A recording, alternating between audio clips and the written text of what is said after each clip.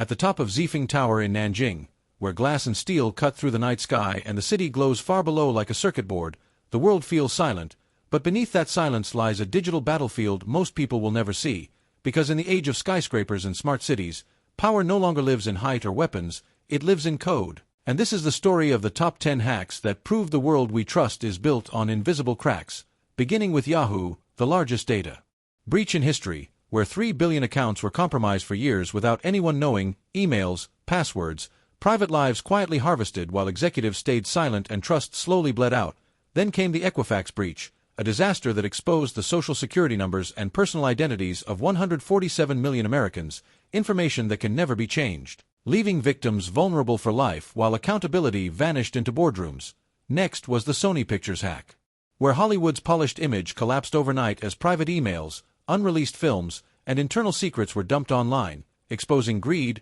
racism, and manipulation behind the scenes of global entertainment. Then the world crossed a line with Stuxnet, a cyber weapon so advanced it turned digital code into physical destruction, silently sabotaging Iran's nuclear centrifuges while engineers watched fake data on their screens, marking the first true cyber war in human history. After that came WannaCry, a ransomware outbreak that spread across more than 150 countries in hours, freezing hospitals, governments, and corporations, canceling surgeries and proving that hacking doesn't just steal money, it can take lives. Then there was the Target breach, where hackers entered through a third-party HVAC contractor and walked away with over 40 million credit card numbers, exposing how one weak link can collapse a giant, followed by the Facebook, Cambridge Analytica scandal, where personal data from millions of users was harvested and weaponized to manipulate elections and opinions, revealing that users were never the customers, they were the product. Then came the Ashley Madison hack, where a website built on secrecy exposed millions of users, destroying marriages, careers, and reputations,